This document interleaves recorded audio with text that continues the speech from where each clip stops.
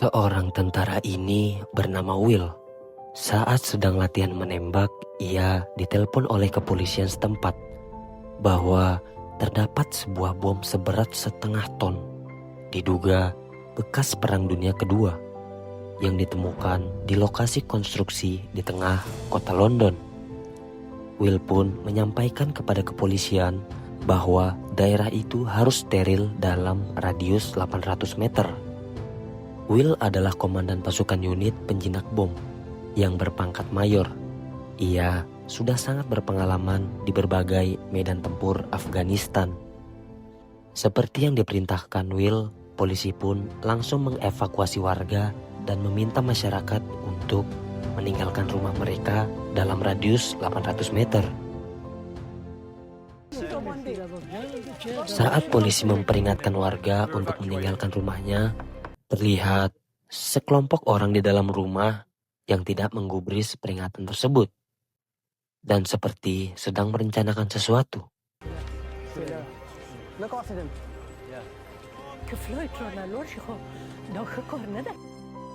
Pada saat Will tiba di lokasi ditemukannya bom, ia menghampiri sang mandor proyek dan juga anak buahnya.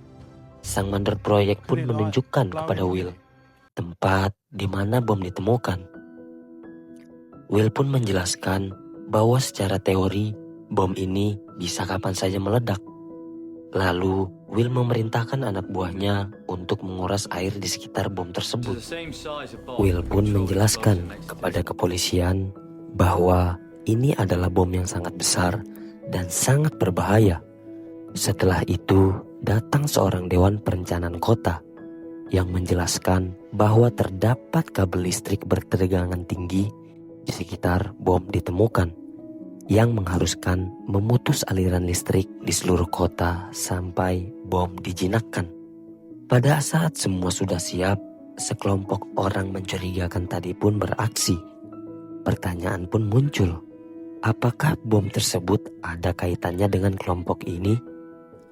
Orang-orang ini pun turun ke ruang bawah tanah apartemen dan tampaknya aksi mereka ini telah direncanakan dari jauh-jauh hari. Bahkan mereka telah menyiapkan sebuah pembangkit listrik sendiri. Tak hanya itu, mereka juga memasang kamera pengintai di sekitar tempat ia akan beraksi. Di sini kita sudah mulai tahu bahwa sekelompok orang ini ingin membobol sebuah bunker. Polisi yang sedang berjaga di markas tidak hentinya mengintai area tersebut, mengantisipasi ada warga yang tertinggal. Bahkan setiap beberapa menit sebuah mobil patroli diperintahkan untuk berkeliling. Dengan segala peralatan yang sudah mereka siapkan, mereka pun mulai menjebol dinding batas bangunan. Di sisi lain, Will dan para anak buahnya sedang mempersiapkan penjinakan.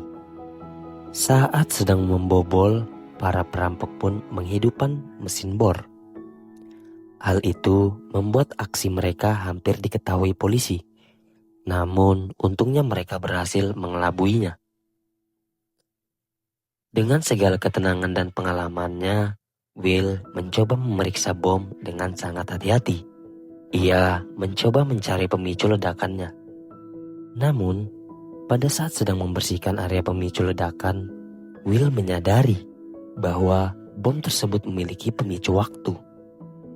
Untuk memastikan, Will pun segera memasang mikrofon stetoskop dan menempelkannya pada bom. Dan dugaan Will pun benar, bom itu berdetak. Will pun memerintahkan anak buahnya untuk menjauh dan berlindung. Lalu anak buah Will langsung menyampaikan kepada kepolisian bahwa bom ini bisa meledak kapan saja dalam 48 jam ke depan. Lalu Will pun dengan segera memasang alat menghenti magnet untuk menahan pemicu. Pada saat alat diaktifkan, untungnya bom tidak meledak dan pemicu waktu pada bom dapat dihentikan. Untuk sementara, situasi kembali aman. Saat para perampok sedang menjalankan aksinya, mereka menyadari bahwa dinding itu dilapisi dengan baja. Mereka pun segera mengganti bor khusus untuk menembus lapisan baja tersebut. Pada saat anak buah Will mengecek bom, ia mendapati keanehan pada bom tersebut. There's something weird here, sir. Go on then. There's a shiny bit on the bomb casing. Ia melihat bahwa ada bagian yang mengkilap di badan bom dan tempat karat yang mengelupas. Lalu Will pun berkata, mungkin saja itu bekas terserempet ekskavator. Akhirnya para perampok pun berhasil membobol berangkas. Tanpa berlama-lama mereka mengambil seluruh uang dan perhiasan. Tetapi anehnya ada salah satu perampok yang terlihat mengincar salah satu box. Perampok tersebut bernama Karalis. Ia seakan tahu persis apa isinya.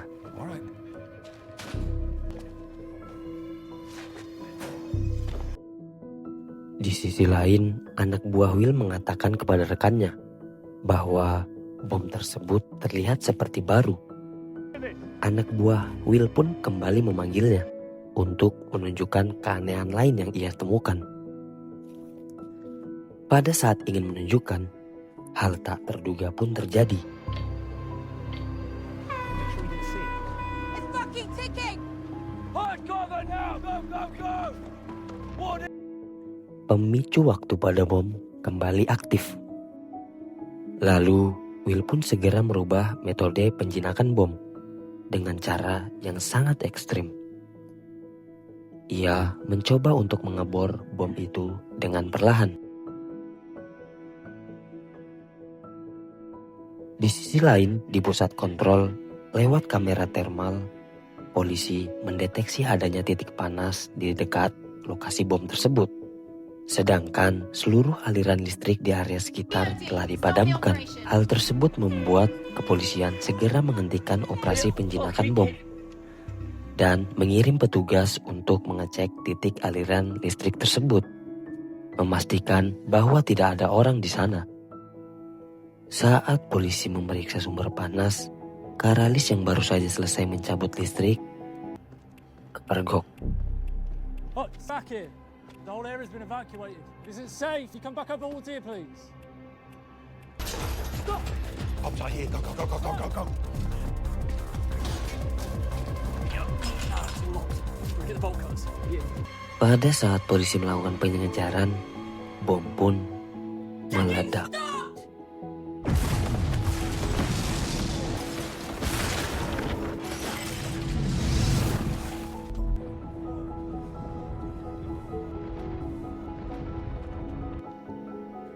Salah satu petugas polisi pun terluka.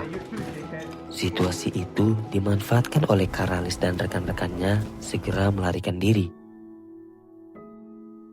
Mereka pun terbagi ke dalam dua tim. Karalis dan satu orang rekannya naik ke rooftop untuk mengirim hasil rampasan menggunakan drone yang telah ia siapkan. Sementara pria ini bernama X dan satu orang lainnya menyamar menjadi petugas saluran air untuk pergi ke dalam mobil van yang telah mereka siapkan. Tetapi upaya pelarian mereka terlihat jelas oleh kamera pengawas polisi.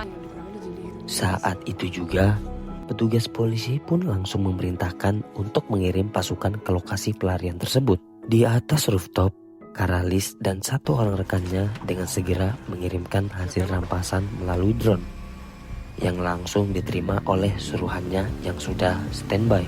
Setelah itu, Karalis pun segera pergi ke lorong bawah tanah untuk menyusul rekan-rekannya yang sudah menunggunya di dalam mobil van.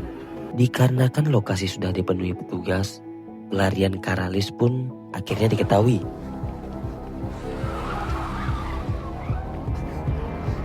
Aksi kejar-kejaran pun tak terhindarkan.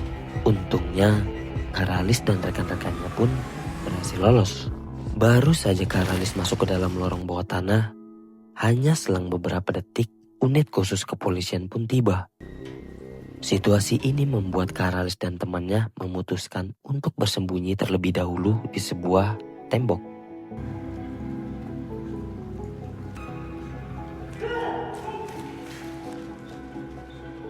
Di waktu yang sama, sedari tadi rekan Karalis sudah menunggunya di dalam mobil van. Mereka dibuat kebingungan karena Karalis tidak dapat dihubungi dan tak kunjung datang sesuai waktu yang mereka tentukan. Pada saat petugas kepolisian berhasil masuk ke dalam apartemen, ia pun terkejut dengan apa yang ia temukan. Semua jejak-jejak aksi Karalis dan rekannya pun terungkap.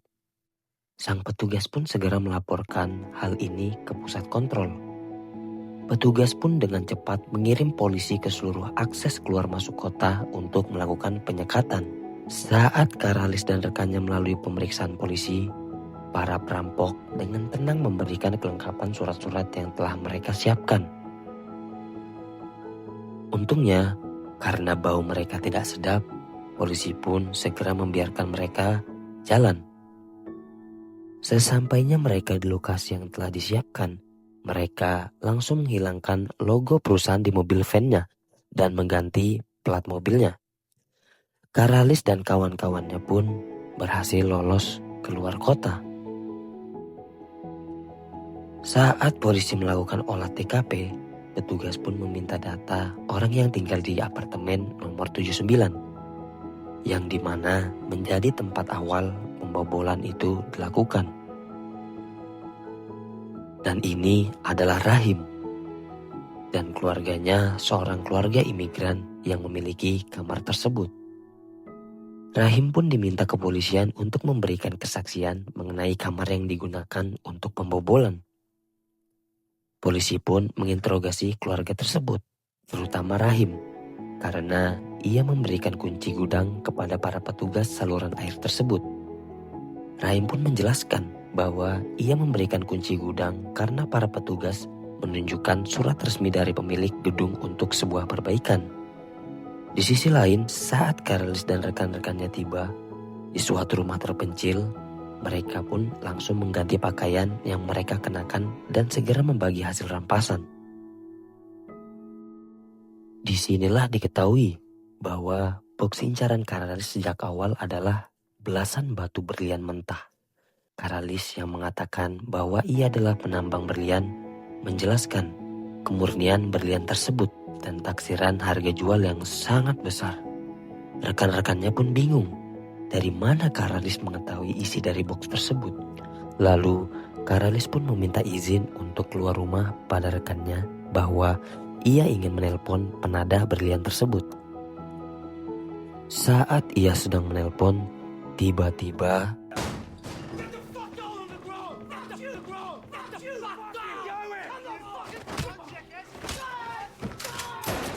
datang dua orang bersenjata masuk ke dalam rumah dan mencoba membunuh dan menangkap rekan Karalis.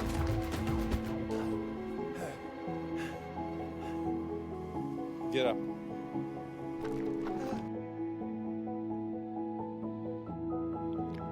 Hal yang tidak disangka bahwa semua ini sudah direncanakan olehnya.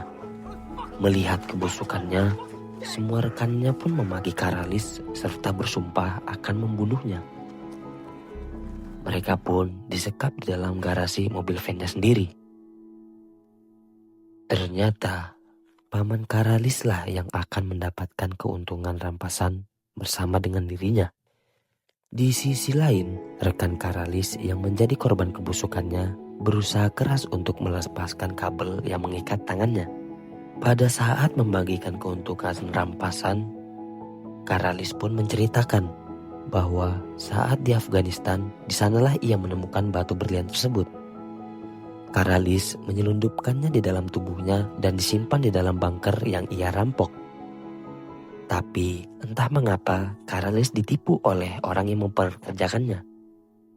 Hal itulah yang membuatnya melakukan aksi perampokan ini. Di saat pembagian hasil, tiba-tiba paman Karalis meminta jatah lebih yang tak sesuai dengan perjanjian awal. Padahal hampir semua hasil rampasan diberikan kepada pamannya. Karalis pun menolak dan menjelaskan bahwa pembagian harus dengan kesepakatan awal. Ia hanya ingin mengambil berlian itu saja. Lalu perdebatan di antara keduanya pun tak dapat terhindarkan. Saat sedang emosi,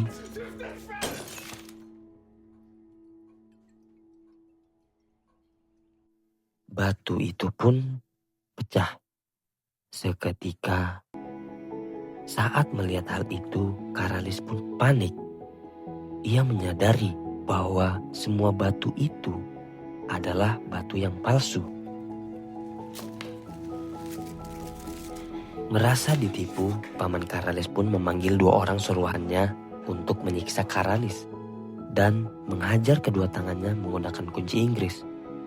Menginterogasi Karalis untuk memberitahunya di mana berlian yang asli tersebut disembunyikan. Tetapi Karalis terus menjelaskan bahwa ia tidak mengetahui hal ini. Ia pun juga merasa ditipu. Lalu Karalis pun dimasukkan ke dalam mobil bagasi milik pamannya. Di waktu yang sama, X dan kawan-kawannya berhasil melepaskan diri. Saat hendak keluar, salah satu dari mereka pun tewas kehabisan darah akibat luka tembakan. Dengan penuh rasa dendam, mereka mendobrak garasi dengan mobil van-nya dan bersiap melakukan pengejaran. X yang sedari awal sudah mencurigai hal ini akan terjadi, ternyata telah memasang GPS di setiap baju ganti para perampok saat berganti pakaian. Scene pun berganti pada Rahim yang sedang mengasap di rooftop apartemennya. Tak berselang lama, tiba-tiba ia mengambil sebuah map misterius dari cerobong di dekatnya. Dan ternyata di balik kepolosan wajahnya, ia juga bekerja sama dengan Karalis dari awal. Map yang berisi berlian asli tersebut berhasil diamankan oleh Rahim. Polisi yang sedang melakukan penelitian tentang bom tersebut dibuat terkejut. Dikarenakan bom tersebut adalah rakitan. Dan bahan peledaknya pun berasal dari militer negara mereka sendiri. Lalu Will pun diminta datang esok hari untuk dimintai keterangan mengenai bom tersebut. Di sisi lain, Karalis yang terjebak di bagasi mobil berhasil mengambil ponsel di sakunya dan segera mengirimkan live lokasi kepada nomor misterius di HP-nya. Tak lama setelah pesan itu dikirim, mobil paman Karalis yang juga membawanya pun dihadang oleh para perampok yang dikhianatinya.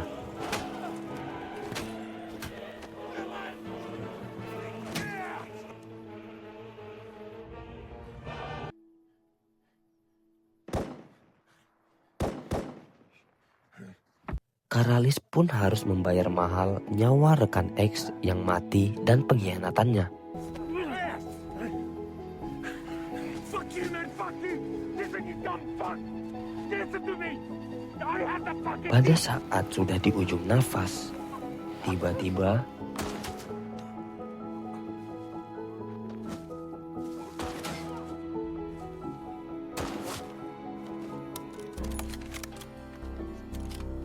dan ya, dari awal Mayor Will Karalis dan Rahim adalah otak utama dari semua aksi perampokan ini. Mereka pun segera pergi ke negara Turki melalui jalur mereka masing-masing. Di waktu yang sama, identitas Karalis pun terungkap karena dengan jelas wajahnya terlihat di kamera pengawas. Dan kepolisian berusaha mengaitkan ketiganya yang memang mereka semua pernah di Afghanistan. Apakah ini sebuah kebetulan? Kepolisian pun segera menyisir bandara, namun Karalis yang jenius telah mempersiapkan situasi ini. Ia telah membuat beberapa paspor palsu dan membeli beberapa tiket dengan tujuan yang berbeda. Namun tujuan utamanya adalah negara Turki. Pihak kepolisian pun mulai memeriksa rumah Will. Tetapi Will sudah tidak ada di sana. Saat polisi ini memeriksa suatu ruangan, ia menemukan banyak bahan peledak dan sebuah buku berisikan semua rencana mereka. Dan sebuah potongan berita yang melibatkan Will. Potongan berita itu menjelaskan bagaimana anak buah Will tewas saat berperang di Afghanistan. Dan ternyata kematian anak buah Will merupakan kesalahan dari pemerintahan mereka sendiri. Jadi bisa disimpulkan bahwa tujuan Will melakukan aksi ini juga untuk membalas dendam kepada pemerintahan mereka sendiri. Lalu mereka berdua akhirnya bertemu di sebuah kedai di Turki. Saling menatap dengan gugup, khawatir Rahim gagal keluar dari Inggris karena berlian itu semua bersama Rahim. Tapi tak lama kemudian Rahim datang dengan wajah tersenyum, menandakan keberhasilan misi mereka. Mereka bertiga pun mendatangi penada berlian kenalan Karalis. Di sini kita baru mengetahui nilai berlian yang dari awal Karalis perjuangkan. Jika dirupiahkan, maka berlian tersebut bernilai 1,6 triliun rupiah. Lalu Sin pun berubah, menjelaskan 10 tahun yang lalu bagaimana ketiga orang ini bisa bertemu. Suatu hari, Karalis diutus oleh bosnya untuk menyelundupkan berlian ke Afghanistan. Di tengah misi, Karalis difitnah dan dituduh macam-macam. Hal ini membuat Karalis akan dibunuh. Saat perjalanan ingin ke tempat eksekusi, Will yang tak sengaja melihat mobil Karalis disergap oleh sekelompok Taliban. Ia pun segera mencari perlindungan. Lalu terjadilah adegan adu tembak. Di waktu yang sama, Will pun juga tak sengaja menginjak ranjau darat yang dipasang oleh Taliban. Karena kini Karalis berhasil meminta perlindungan kepada Will pun melepas tali yang mengikat tangannya dan meminta Karalis jika ia ingin selamat maka bantu Will untuk memutus ranjau darat yang dia injak. Karalis pun mengikuti perintah Will. Pada saat situasi sudah aman, mereka bertiga pun mulai saling berkenalan. Kembali ke alur utama. Setelah mereka membagi hasil uang penjualan berlian, mereka bertiga pun memutuskan untuk berpisah. Dan film pun selesai.